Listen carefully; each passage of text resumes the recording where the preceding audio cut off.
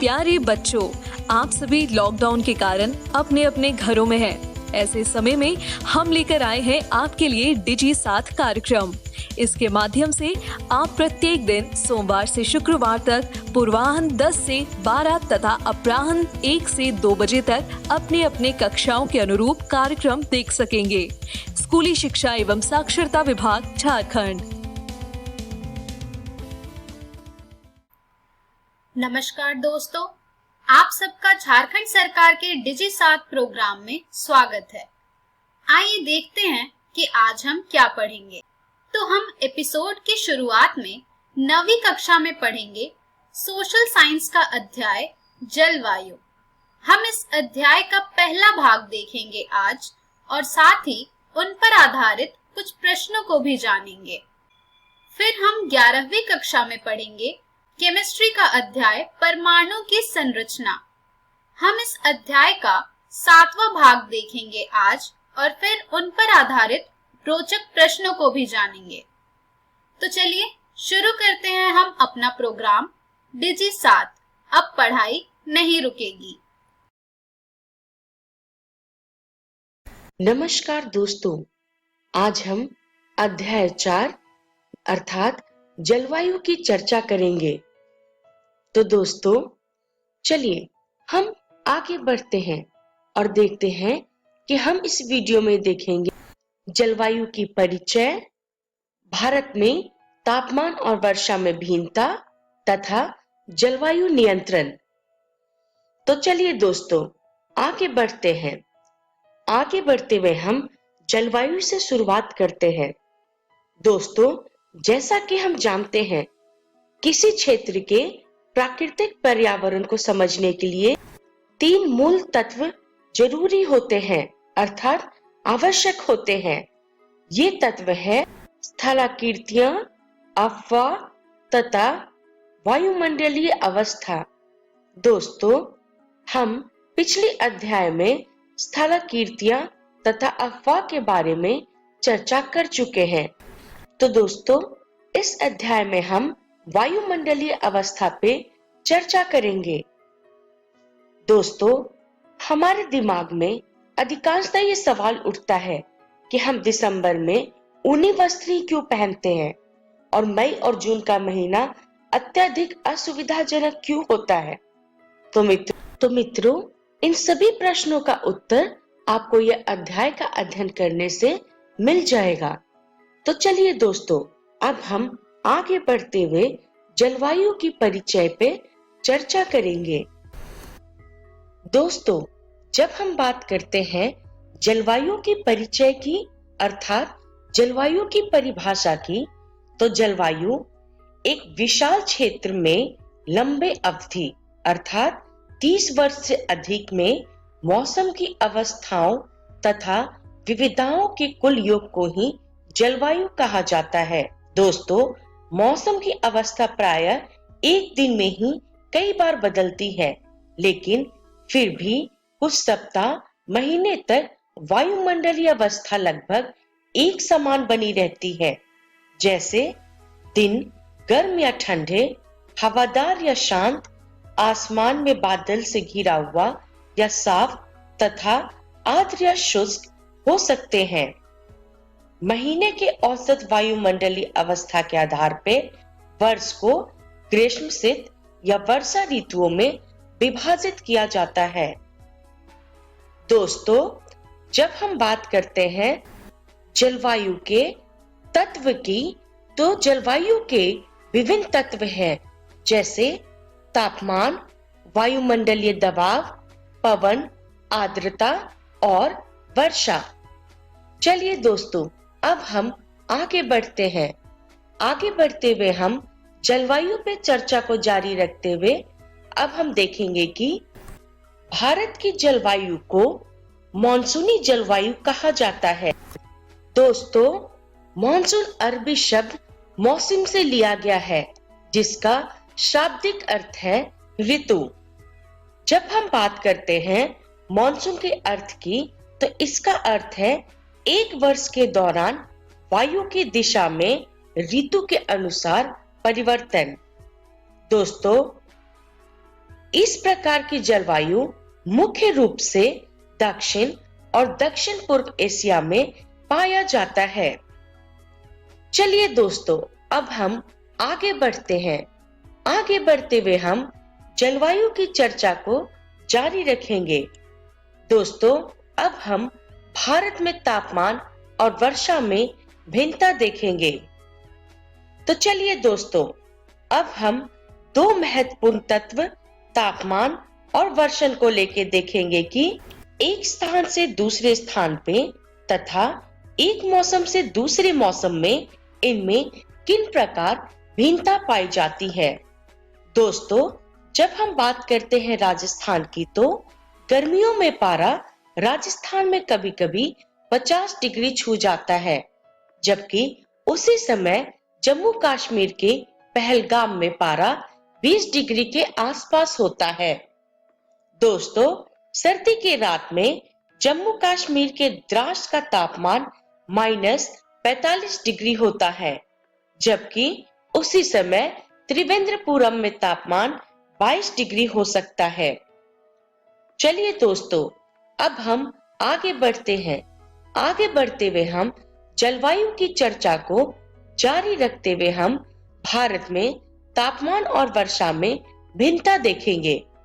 दोस्तों, जब हम बात करते हैं हिमालय की, तो हिमालय के ऊपरी हिस्से में बर्फबारी वर्षा के रूप में होती है, जबकि भारत के बाकी हिस्से में ये बारिश के रूप में होती है। चलिए दोस्तों, अब हम आगे बढ़ते हैं। आगे बढ़ते हुए हम जलवायु की चर्चा को जारी रखते हुए हम तापमान और वर्षा में भिन्नता का अध्ययन करेंगे। दोस्तों, वर्षा की सिर्फ रूप और प्रकार में ही भिन्नता नहीं पाई जाती, बल्कि ऋतु के अनुसार इनके वितरण और मात्रा में भी भिन्नता पाई जाती है। जैसे कि मेघालय में वर्षा 400 सेंटीमीटर के आसपास होती है, वहीं दूसरी ओर पश्चिमी राजस्थान और लद्दाख में 10 सेंटीमीटर से भी कम होता है। दोस्तों, जब हम बात करते हैं वर्षा की, तो देश के अधिकतर हिस्से में वर्षा जून से सितंबर तक होता है, जबकि कुछ हिस्सों में जैसे तमिलनाडु के तट पे वर्षा अक्टूबर और नवंबर में होती है। दोस्तों, उत्तरी मैदान में वर्षा की मात्रा समांतर पूर्व से पश्चिम की ओर घटती जाती है। ये भिन्नता लोगों के जीवन में विविधता लाती है, जो उनके भोजन, वस्त्र, घरों के प्रकार में दिखती है। तो चलिए दोस्तों, अब हम आगे बढ़ते हैं। आगे बढ़ते हुए हम जलवायु की चर्चा को जारी रखते हुए अब हम जलवायु नियंत्रण पे चर्चा करेंगे।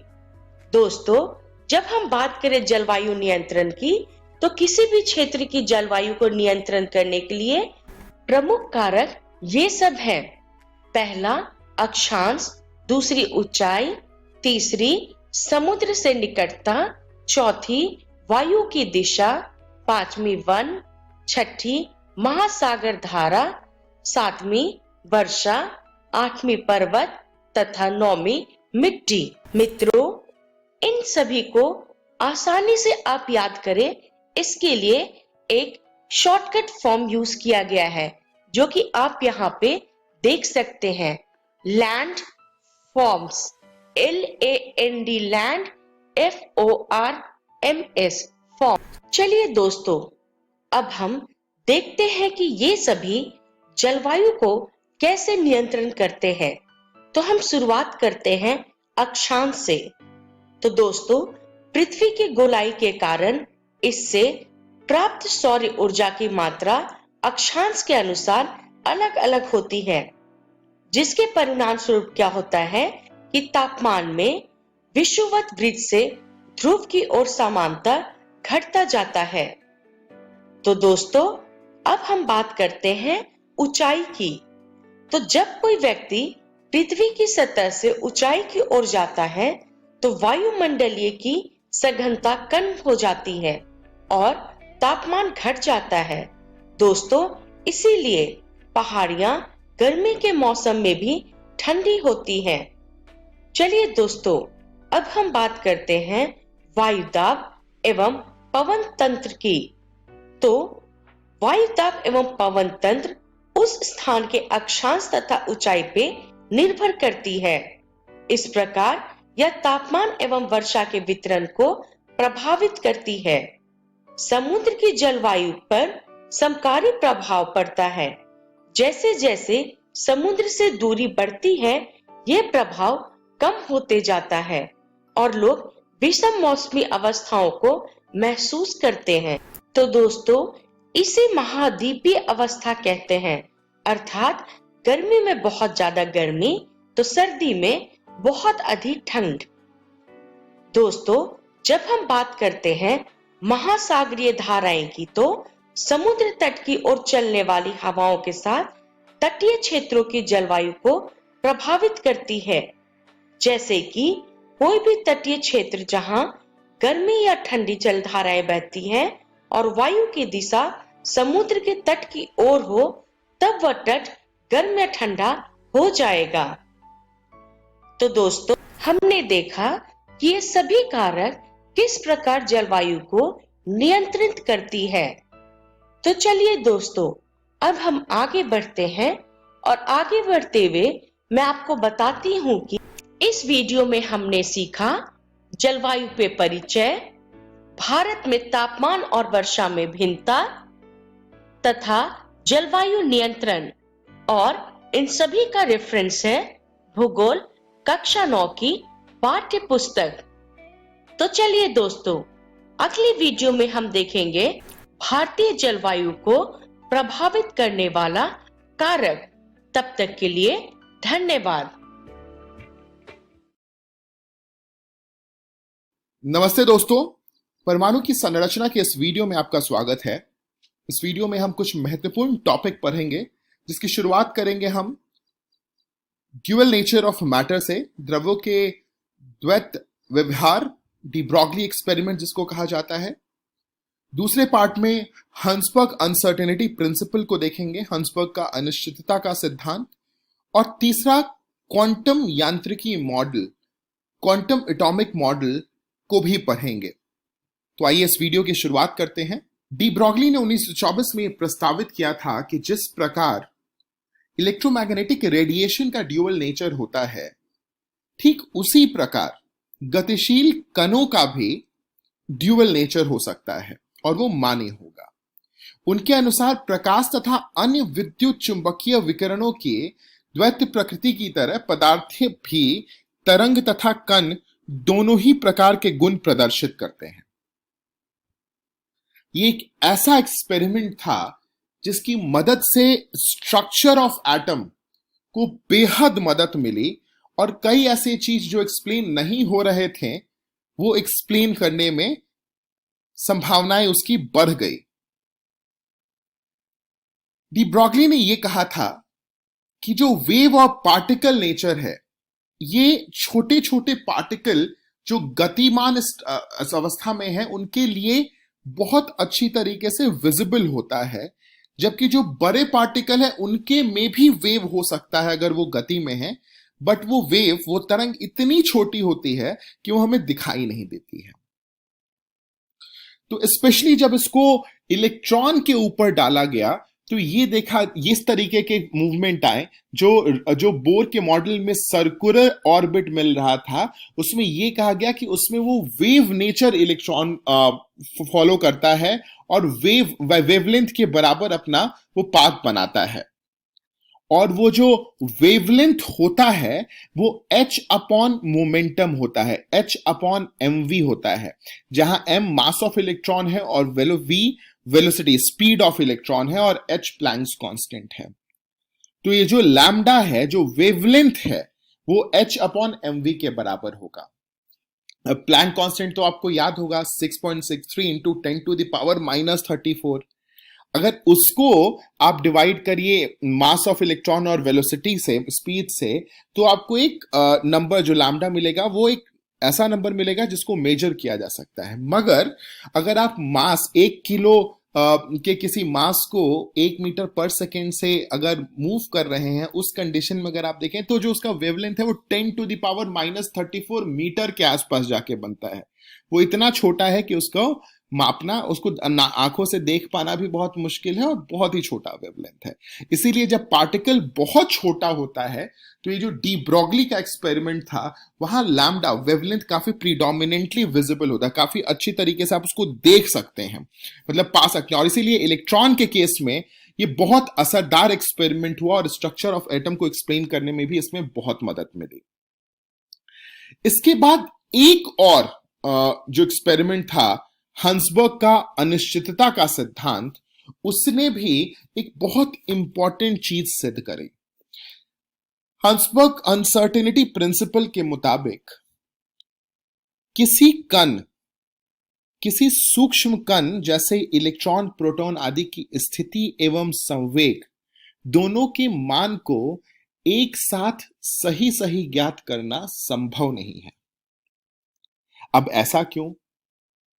इन्होंने ये बात कही कि जो गैप होता है, जो डेल्टा एक्स होता है और डेल्टा मोमेंटम होता है, जो अनसर्टेनिटी होती है, जो अनिश्चितता पोजीशन स्थिति को मापने में और संवेग को मापने में जो अनिश्चितता है, अगर दोनों को गुना किया जाए वो h/4π से हमेशा बड़ा या इक्वल होता है, जो अनिश्चितता है। और अगर इस तरीके से देखा जाए तो डेल्टा x गुने delta v greater than equal to, बड़ा या उसके बराबर h/4π m के बराबर होगा। और अगर आप इसको इलेक्ट्रॉन और प्रोटॉन के परिप्रेक्ष्य में देखेंगे जिसका मास बहुत कम होता है, तो ये क्वांटिटी बहुत बड़ी हो जाती है और उस केस में इनका पोजीशन और स्पीड दोनों ज्ञात करना बिल्कुल ही असंभव हो जाता है। अब इन दोनों फॉर्मूले जो आपको अभी पढ़ाए गए हैं, ये लैम्डा इक्वल टू h/mv और delta x into delta vx greater than equal to h/4πm, ये आपको बिल्कुल ध्यान रखना है क्योंकि इससे डायरेक्ट सवाल पूछे जा सकते हैं। ठीक है, तो इसको नोट भी करिए और समझिए इसको, क्योंकि आगे आपको ये बहुत मदद करेगा स्ट्रक्चर ऑफ एटम को समझने में। अब हम लोग जो दो सिद्धांत पढ़े हैं, ये जब ऑलरेडी सिद्ध हो चुका था, तब जाकर के क्वांटम यांत्रिकी मॉडल प्रपोज किया गया, क्वांटम एटॉमिक मॉडल। इसमें यह बात थी कि वैसे तो बोर मॉडल ने कई सवालों का जवाब दे दिया था, परंतु बोर के मॉडल के दोष के बारे में भी हमने पढ़ा। ये मैटर के दोहरे नेचर को नजरअंदाज कर रहा था, ये हमने पढ़ा भी। बोर मॉडल जो मैटर, जो द्रव्य है, उसके जो दोहरे नेचर है, जो डी ब्रॉगली ने सिद्ध किया, उसको नजरअंदाज कर रहा था। इसलिए एक क्वांटम मॉडल लाया गया जिनमें इन ऑर्बिट्स में छोटी जगह ऑर्बिटल्स होते हैं। तो इसमें यह कहा गया कि जो हमारे ऑर्बिट थे उसके अंदर भी ऑर्बिटल्स होते हैं और उसमें इलेक्ट्रॉन अपना वेव नेचर, वेव वाले फॉर्म में रहता है। समझ रहे हैं दोस्तों? तो बोर मॉडल जो एक सर्कुलर ऑर्बिट के बारे में बात कर रहा था, यहाँ पे क्वांटम एटॉमिक मॉडल आकर के ये बताए कि नहीं, ऑर्बिट के अंदर भी छोटी जगहें होती हैं, ऑर्बिटल्स। ठीक है, आइए इसको और अच्छे से समझते हैं। इसमें इन्होंने ये कहा कि एक्चुअली 4 क्वांटम नंबर होते हैं, 4 quantum number: the principal quantum number, azimuthal quantum number, magnetic orbital quantum number और electronic spin quantum number. N, L, M, L और MS से इसको दर्शाया जाता है। ये 4 क्वांटम नंबर को घोषित किया गया क्वांटम एटॉमिक मॉडल में। याद रखिए, the principal quantum number N, azimuthal quantum number L, magnetic orbital quantum number M, electronic spin quantum number M। ठीक है, ये आप ध्यान रखिए। मुझे आशा है आप नोट्स ले रहे होंगे। अगर आपको दिक्कत हो रही है तो वीडियो को पॉज करके भी नोट्स जरूर लेते रहें। आगे बढ़ते हैं। अब आता है एक बेहद जरूरी एक्सपेरिमेंट शॉर्डिंगर नाम के वैज्ञानिक ने ये एक्सपेरिमेंट किया था और जो इक्वेशन निकल के आया था, इससे शॉर्डिंगर्स इक्वेशन निकल के आया था। दोस्तों, ये इक्वेशन था Hamilton operator into psi equal to E into psi. E energy eigen value था, और ये साई जो त्रिशूल जैसा आप शेप देख रहे हैं, इसको साई पढ़ा जाता है, PSI साई। और इसमें जो इसकी जो अनोखी बात थी वो ये थी कि साई एब्सोल्यूट का जो स्क्वायर था, जो ये फंक्शन था, जो ये फलन था, वो ये बताता था कि प्रोबेबिलिटी क्या है इलेक्ट्रॉन की कौन से जगह पे, इलेक्ट्रॉन कहां पाया जाएगा, उसकी प्रोबेबिलिटी को ये बताता था। तो अपने आप में श्रोडिंगर का ये पूरा जो एक्सपेरिमेंट था, जो ये रिसर्च था, उसने एक बहुत बड़ी समस्या सॉल्व कर दी थी, जो ये बता रहा था कि अगर हम इस फंक्शन को सॉल्व कर लें, इस फलन को सॉल्व कर लें, साई स्क्वायर को, तो ये हमें ये बता देगा कि इलेक्ट्रॉन के पाए जाने की प्रोबेबिलिटी कहाँ कहाँ पे कितनी है, और उससे हम इलेक्ट्रॉन का मैपिंग कर पाएंगे। और इसी का प्रयोग करके दोस्तों हम लोगों ने ये principal quantum number, azimuthal quantum number, magnetic quantum number और स्पिन क्वांटम नंबर को नाम दिया। इसके सॉल्यूशन से ही वो निकल करके आया था। और अब हम लोग क्वांटम नंबर्स को एक बार देखते हैं कि ये होते क्या है। सबसे पहले प्रिंसिपल क्वांटम नंबर। जब कोई इलेक्ट्रॉन किसी निश्चित कक्षा में परिभ्रमण करता है तो उसके साथ ऊर्जा की एक निश्चित मात्रा रहती है ना। ये तो हमने बोर्ड में भी देखा था। इसलिए इन कक्षाओं को ऊर्जा स्तर भी कहते हैं, एनर्जी लेवल्स भी कहते हैं। इन ऊर्जा स्थलों को स्पेक्ट्रोस्कोपी में प्रयुक्त होने वाले KLMNOPQ अक्षरों द्वारा सुनिश्चित किया जाता है, और इन ऊर्जा स्तरों को सेल भी कहा जाता है। सेल या ऑर्बिटल, हम ऑर्बिट, सेल या ऑर्बिट इसको हम कह सकते हैं, सेल या ऑर्बिट, ठीक है। KLMNOPQ से, जैसे वहां पे N 1 2 3 4 होता था, उसी में KLMNOPQ, K सबसे छोटा, फिर LMNOPQ, ऐसे लिख सकते हैं हम लोग ऊर्जा स्थल को। नाभिकीय के सबसे, न्यूक्लियस के सबसे नजदीक वाला जो ऑर्बिट है या सेल है, उसको K द्वारा हम लोग रिप्रेजेंट करते हैं।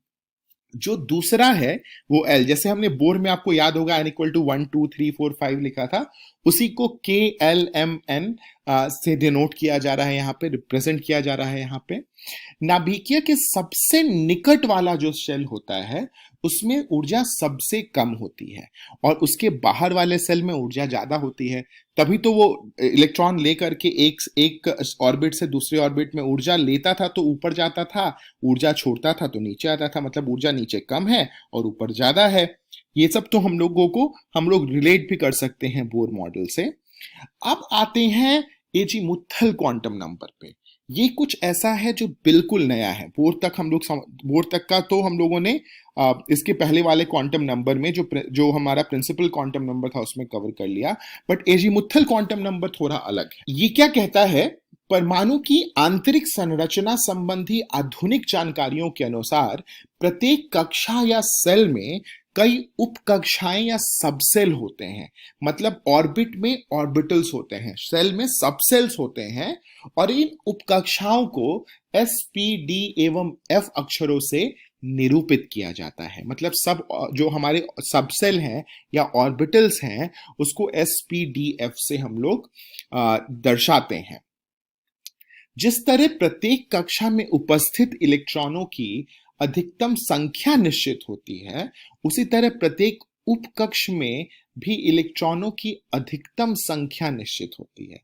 अतः S, P, D, F उपकक्षाओं में इलेक्ट्रॉनों की अधिकतम संख्या 2, 6, 10 और 14 हो सकती है। एक अन्य महत्वपूर्ण जानकारी के अनुसार कक्षा K ऑर्बिट, जिसमें N = 1 होगा, में केवल S उपकक्ष होता है।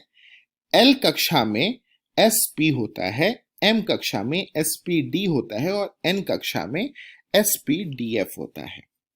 ये सारे ऑर्बिट्स में इतने ऑर्बिटल्स रहते हैं। k ऑर्बिट में सिर्फ s रहेगा, l में sp रहेगा, m में spd रहेगा और n में spdf चारों उपस्थित रहेंगे।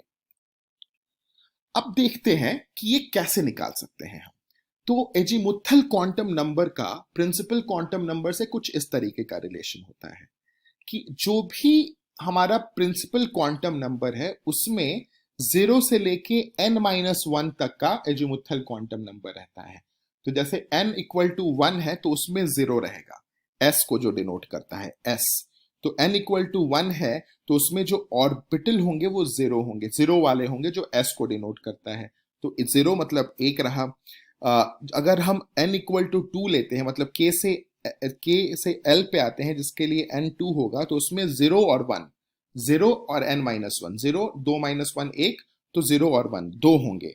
और अगर n इक्वल टू 3 है तो उसमें उपकोशों की वैल्यू l इक्वल टू 0 1 2 हो जाएगी। तो 0s के लिए, 1p के लिए और 2d के लिए। वैसे ही n इक्वल टू 4 लेंगे तो spdf भी आ जाएगा। ठीक है दोस्तों, तो ये ध्यान रखना है हम लोगों को कि किसी भी हम लोग प्रिंसिपल क्वांटम नंबर की बात करें तो उसमें 0 से लेके n-1 तक एजीमुथल क्वांटम नंबर रहते हैं। ठीक है दोस्तों, आगे बढ़ते हैं। एजीमुथल क्वांटम नंबर के मान 0 1 2 3 4 5 होते हैं, जैसा मैंने पहले बताया। जो 0 है वो s के लिए होता है, 1 p के लिए होता है, 2d के लिए होता है, 3f के लिए होता है, 4g के लिए होता है, 5h के लिए होता है। अब आते हैं मैग्नेटिक ऑर्बिटल क्वांटम नंबर, चुंबकीय कक्षक क्वांटम संख्या। ठीक है, इसमें इसको हम ml से दर्शाते हैं और अक्ष तो इस पर्टिकुलर पार्ट में ml की संख्या जो होती है, मैग्नेटिक ऑर्बिटल की संख्या जो होती है, वो किसी भी ऑर्बिटल में -l से l तक होती है। ठीक है, मान लीजिए s की बात करते हैं हम, s azimuthal quantum number s की बात करते हैं, उसके लिए वैल्यू क्या होता है 0, तो उसमें सिर्फ 0 आएगा। अगर हम p की बात लें तो 1 आता है, तो -1 0 और 1, उसमें 3 मैग्नेटिक ऑर्बिटल क्वांटम नंबर में 3 रहेंगे। तो किसी उपकोश के लिए ml 2l + 1 के बराबर होगा। जोड़ के देख लीजिए, -l से l तक कितने नंबर आएंगे, है ना, -1 0 1, अगर 1 है तो 2 × 1 + 1 3 आएगा। ठीक है, तो p की वैल्यू अगर 1 डालते हैं हम तो यहाँ पे 3 आएगा p के लिए। s के वैल्यू में l 0 होता है तो उसके लिए 1 आएगा, तो ml 1 होता है। ठीक है, और हर मैग्नेटिक ऑर्बिटल क्वांटम नंबर में सिर्फ 2 इलेक्ट्रॉन आते हैं। तो दोस्तों याद करिए एक इंपॉर्टेंट चीज कि s में हमने कितने इलेक्ट्रॉन बताए थे रह सकते हैं, सिर्फ 2। तो s के लिए ml कितना है 1, तो 1 में 2। अगर p की बात करें तो p में ml कितना होगा 3, और हर में 2 इलेक्ट्रॉन रह सकता है तो p का 6 हो जाएगा। d के लिए l 2 होगा, तो 2 × 2 + 1 5, 5 × 2 10, तो d में सबसे ज्यादा इलेक्ट्रॉन 10 रह सकता है। इसी प्रकार हम लोग ये भी निकाल सकते हैं कि g में हम लोग टोटल 14 इलेक्ट्रॉन रख सकते हैं। ठीक है, तो ये बात आपको ध्यान रहेगी। ml -l से l तक होता है, जिसमें कुल संख्या इसकी 2l + 1 होती है। हर चुंबकीय कक्षक क्वांटम नंबर में 2 इलेक्ट्रॉन रह सकते हैं, 2 इलेक्ट्रॉन रह सकते हैं। और इस हिसाब से इसीलिए हम निकाल सकते हैं कि हर ऑर्बिटल में कितने इलेक्ट्रॉन की संख्या होगी। आगे बढ़ते हैं दोस्तों। मैग्नेटिक ऑर्बिटल में ही हम यहाँ पे आके निकाल सकते हैं कि जो भी वैल्यू 0 की होगी उसके हिसाब से नंबर ऑफ ऑर्बिटल्स कितने होंगे उसमें। तो जैसे number of value of l 0 है तो 1 होंगे, 2l + 1 फॉर्मूले से। वैल्यू ऑफ l 1 है तो उसके लिए 3 ऑर्बिटल होंगे p में। वैल्यू ऑफ d में l, अगर d के लिए l 2 होता है तो उसके लिए ऑर्बिटल्स 5 हो जाएंगे, और हर ऑर्बिटल में 2 इलेक्ट्रॉन आ सकते हैं। तो आप अगर गुना करेंगे 2 से तो आपको पता चल जाएगा कि मैक्सिमम इलेक्ट्रॉन कितना हो सकता है। s में 2 हो सकता है, p में 6 हो सकता है, d में 10 हो सकता है, f में 14 हो सकता है, g में 18 हो सकता है, h में 22 हो सकता है। ठीक है दोस्तों, आगे बढ़ते हैं।